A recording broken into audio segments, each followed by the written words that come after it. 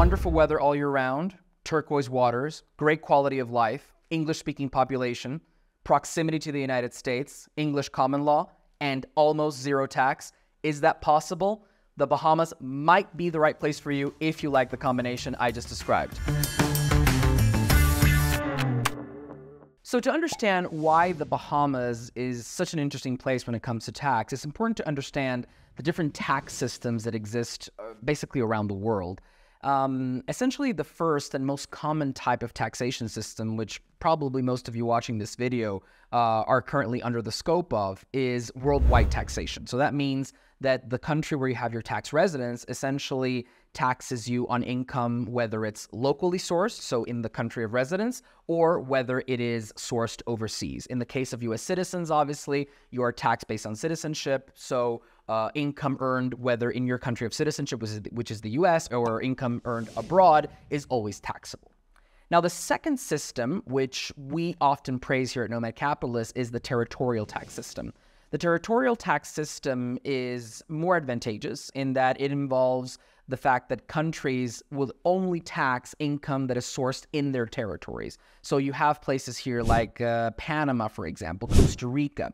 These are countries that only essentially tax income that is generated on their soil, allowing you to keep your foreign source income tax-free, at least on their side. Then you have some remittance-based taxation systems, which are also very interesting. You've heard us talk on this channel about non-dom programs, about Thailand, with its recent changes. So remittance-based taxation is essentially, if I keep my foreign income abroad, it's tax-free, and it's only taxable when I bring it into the country, which allows people to essentially live off, if they're able and they achieve a level where they can live off a very small portion of their global income, it can be very tax efficient. Now, Bahamas is in a whole other level. It's a whole other ballpark because the Bahamas is what you would call a traditional tax haven, meaning that the Bahamas does not have any taxes on income, wealth, capital gains, inheritance, or even estate. Basically, the Bahamas is as close as you can get to a pure tax-free jurisdiction, with only maybe one other place coming to mind that maybe is less restrictive than the Bahamas, and that would be the island of Sark in Europe. Basically, the only taxes you could be exposed to in the Bahamas would be the value-added tax and the property tax. There are also some indirect taxation issues, such as the high import duties, but that usually does not impact you directly unless you somehow want to operate within the import-export business. So this is why the Bahamas in of itself is a very interesting place. Now, it is important to note that just living in the Bahamas doesn't qualify you to automatically pay zero tax. There are a lot more nuances and a lot more elements to consider. The main one being the source of your income. So as I just described when I was talking about worldwide taxation and territorial taxation, you have to look at the quadrant. So where you live is important, but also where your income is sourced. For example, let's say that somebody who is not a U.S. citizen moves to the Bahamas and they have a huge investment portfolio in the United States. Even though the Bahamas won't tax that foreign investment income, the United States may still apply withholding taxes on dividends, interest, royalties, and other forms of business income. So you're okay on the Bahamian side, but you still have to worry about the U.S. side. Similar, if you live in the Bahamas and you have investments in a European country, let's say, for argument's sake, France, you will still have to worry about French taxation on French source income. Now, you could combine investments in such a way that it is tax-free both at the source and in your country of residence, in which case Bahamas can come in very handy. Let's say you invest in Singaporean stocks, for example. No dividend tax in Singapore. That means that if you have good dividend-paying stocks in Singapore, let's say from Singaporean banks, and you live in the Bahamas, you're not taxed in Singapore on that dividend income, and then Bahamas does not tax you by virtue of your residence there, which results in a very optimal tax-free income environment for you. Now, when it comes to the way the Bahamas operate in terms of tax residence, it is important to note that the Bahamas don't have a concept of tax residence in of itself. Since they don't apply any income, wealth, or any other forms of taxation I described earlier, essentially you have to make sure that you are tax non-resident of any other country before you move to the Bahamas. So this is especially true for Canadians and Europeans. Americans, I'll get to you in a second. As usual, you guys are in a whole other ballpark when it comes to taxation of your home country. But Europeans and Canadians, you have to make sure that you go through the proper process of obtaining tax non-residence in Canada or your European country of residence. And then once you're sure that you're out of that tax net, then you can relocate to the Bahamas and enjoy all of the benefits I described a few seconds ago. Now, for Americans, for you guys, it's different. You guys are taxed globally no matter where you live. So you can move to Bahamas and you can potentially achieve some tax savings. You can go and get the foreign earned income exclusion if you meet the time requirement or the bona fide residence requirement. You can potentially run a business overseas and get some tax breaks there. For Americans, if you're an entrepreneur, it's easier to lower your taxes than it is for a U.S. investor. However, for Americans, it will be very difficult to hit that zero mark, right? So Americans, Bahamas might be interesting. You won't get to zero, but you can still optimize. Now, benefits globally of living in the Bahamas, as I mentioned before, English-speaking population. I mentioned this at the intro of this video. So if you're Canadian, if you're British, if you're American, and you want to be in a place where they speak English, where you're understood, then Bahamas is a great alternative.